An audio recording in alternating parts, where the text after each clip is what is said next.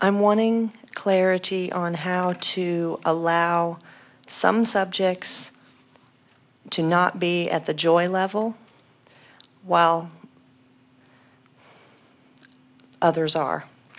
We want to hear you fully, but we're going to play with you just a little bit by saying it's not really something we have to talk about because you have no choice. You are where you are. Mm-hmm. So how you feel about something, if you're not at the joy level, how you feel about it, you have no choice. In other words, you can't feel joyful about something that right now you don't feel joyful about, but you can feel better. And that's what the point of your question is. I'm accepting I can't feel joy maybe, but how can I feel better? Is that your question? Yes. So what's the topic?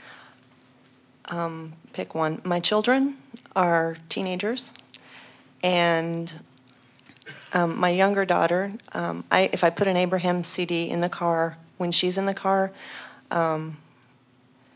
it's almost like the Wicked Witch of the West with water. She almost hisses to she's very resistant to it. And well, we don't blame her. They're annoying. In other words, if you're vibrating somewhere in the vicinity of them and are reaching for the answers that you believe are contained in them, then it might be a pleasant experience. But if you're someone that you believe someone is trying to reform, and you even have the slightest hint that they might be trying to reform you through this recording, then you would do everything in your power to keep yourself from going along with something that feels like being asserted into your experience. And so if you're the only one in the car that wants to hear it, put some headphones on. I do now. And give them the benefit of headphones of what they want to hear. In other words, it's sort of like invading their space when you project something into the environment that they don't want to hear. You wouldn't let them do that with their rock music, would you? Or do you? We take turns. You take turns annoying each other? Yeah, basically.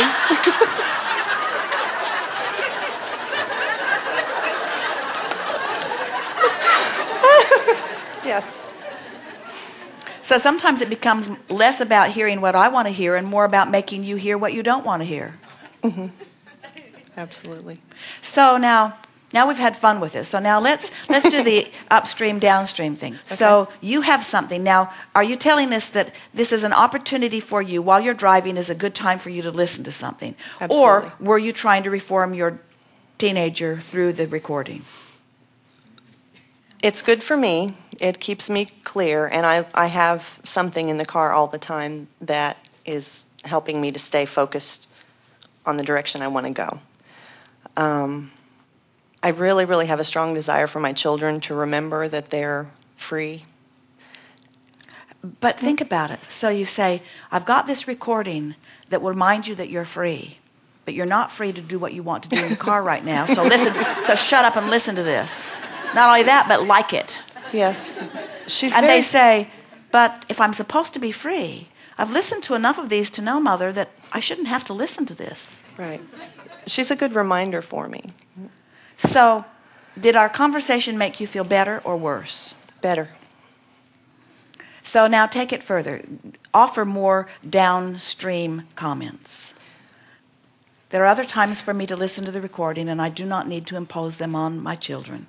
And my children are wiser than I sometimes give them credit. And really, there is not so much that they are doing that feels out of whack to me. And what I'm really wanting to do is teach through the clarity of example. So maybe what I really want to do is listen to these and get tuned in, tapped in, turned on, so that more and more of my offering really is coming from the point of alignment. And I see plenty of points of alignment in them, not all day, every day, but I see points of alignment not in myself also. So I'm not asking them to always be turned in the direction of what they want, and they do pretty well. Yes? Yes. And doesn't that feel better than, oh, there's so much room for improvement, and, oh, if I knew then what I know now, it would have been so much better for me, and I want so much to save them the trouble that they're getting into. In other words, all those years, from the time I was about their age until pretty close to now, I had a really hard time, and I'd like to try to protect them from all of that. And we say, their response to you is indication. They're more in alignment with their source energy than you are even now, because they were born into it and they've had less time to get out of it, you see. Yes. Now think about it. How would it sound to you we'll ask you in a minute how you think it would sound to your daughter, but how would it sound to you to say, you know, I've been thinking about it. You guys shouldn't have to listen to something that you don't want to listen to. So I have purchased all of us listening devices. Now, can you do that, or have you already done that? Is there some way that you could do that? They have their iPods. Do they have a way to listen to them without you listening to them? Mm-hmm.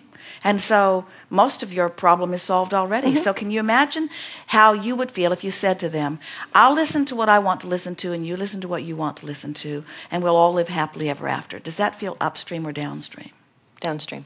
And does this feel upstream or downstream? I'm listening to something productive. You're listening to something that's unproductive. Therefore, No. I'm expanding and improving myself while you're frittering your lives away. No. Upstream. You don't really feel that way anyway, do you? No, not at all. You are pure positive energy children. You are very much in touch with your source energy. I'm working to get in touch with my source energy. I think we all do pretty well, downstream or upstream. Yes. I'm making a bigger issue of this than I need to make, downstream or upstream. Downstream. Well, we were a little tricky there. Yes, you were. And that's why it was hard for you to answer it. Because when you beat up on yourself, it's always upstream. So when you say, I was wrong, that's upstream. But when you say, I realize that there are better ways of going about it, and so I'm not going to make such a big deal out of this because I want us to live happily ever after. In other words, Yes. some parents who are even listening in, who are accustomed to believing that their children will go astray if they don't rein them in. We know these are hard words to hear, because our philosophy is exactly the opposite of that. Our knowledge about your children is that they will do well and be well if left to their natural resources, and that it is only when they get a pillow pressed to their face and their freedom is taken from them that they begin to rebel and turn upstream.